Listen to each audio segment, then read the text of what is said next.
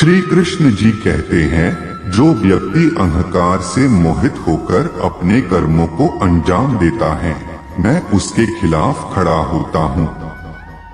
तुम हमेशा के लिए यहाँ रहने वाले नहीं हो, तुम्हारा जीवन बहुत सीमित है। जो मनुष्य यहाँ आता है वह अपनी क्षमता को तलाशने के लिए आगे बढ़ता है। ये गलत नहीं है अगर तुम निस्वार्थ भाव से अपनी गति करते हो। स्वभाव के द्वारा निर्धारित कर्तव्य का पालन करने से कोई पाप नहीं होता है। हम वास्तव में कभी दुनिया का सामना करते ही नहीं हैं। यहाँ रहकर हम जो भी अनुभव करते हैं वे हमारी इंद्रियां हैं। स्वार्थ से जुड़े कर्म आपको दुनिया में कैद करते हैं।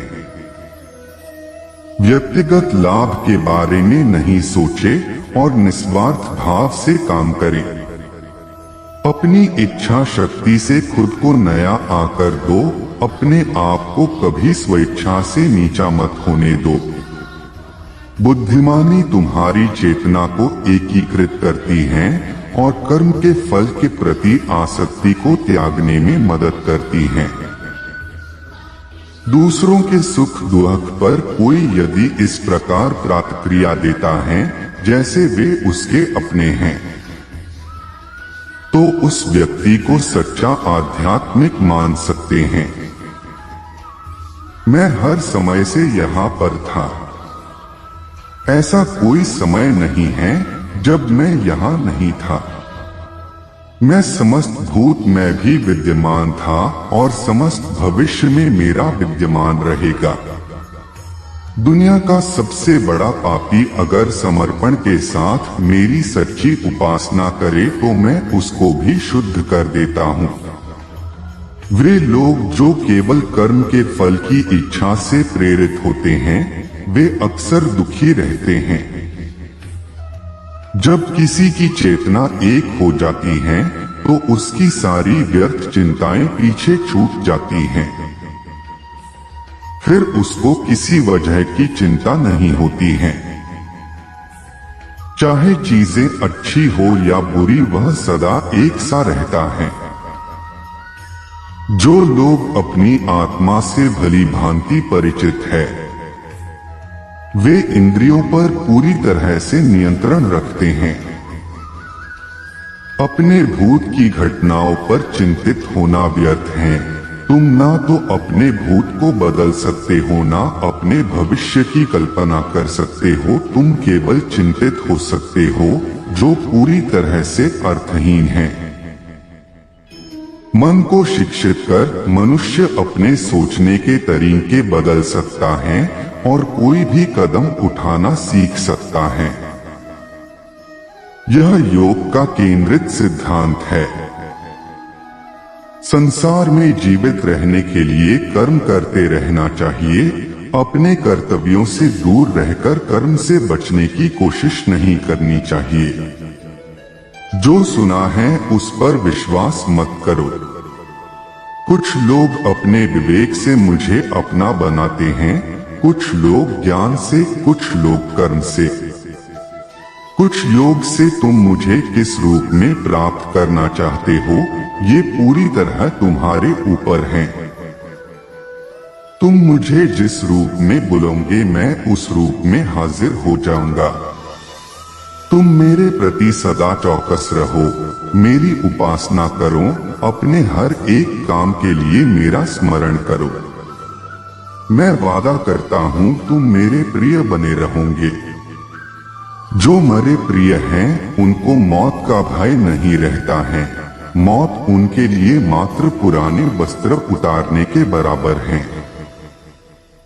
इस दुनिया का आकर प्रत्येक मनुष्य के लिए अलग अलग है। मनुष्य अपने सोच और कर्म से इस दुनिया का आकर निर्धारित करता है। अपरिपक्व लोग सोचते कि ज्ञान और कर्म अलग अलग हैं, लेकिन बुद्धिमान उन्हें एक ही मानते हैं। मनुष्य अपने कर्म ज्ञान के अनुसार ही करता है। मृत्यु के समय आत्मा केवल देह को त्यागती है, अपना अस्तित्व नहीं। इसलिए मृत्यु को लेकर कोई भय पैदा मत करो। गीता का सार यह है कि प्रत्येक प्राणी में विराजित ईश्वर को देखो और उसके अनुसार अपने कर्म करो। जब मनुष्य सांसारिक विषयों के बारे में सोचता है तो आसक्ति आ जाती है। आसक्ति से इच्छा उत्पन्न होती है, इच्छा से वासना उत्पन्न होती है, वासना से क्रोध के बादल उमड़ पड़ते हैं। इसलिए ध्यान को सांसारिक विषयों से हटाकर कृष्ण में लगाओ।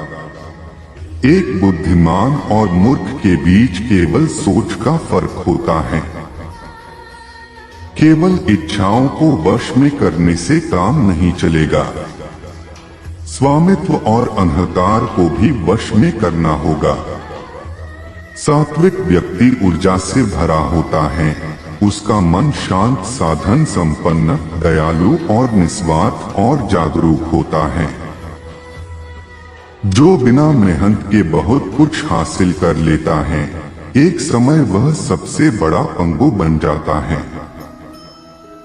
जिस प्रकार आग एक लकड़ी को जलाकर राख कर देती है, उसी प्रकार आत्मज्ञान आपके अंदर चलने वाले सभी द्वैत कार्यों को भस्म कर आपको आंतरिक शांति प्रदान करता है। जो मनुष्य शुद्ध हृदय से भक्ति अर्पित करता है, मैं उसको खुशी खुशी स्वीकार कर लेता हूँ। जो व्यक्ति नफरत के बदले प्यार लौटाता है, वह सबसे बड़ा बहादुर और साहसी है।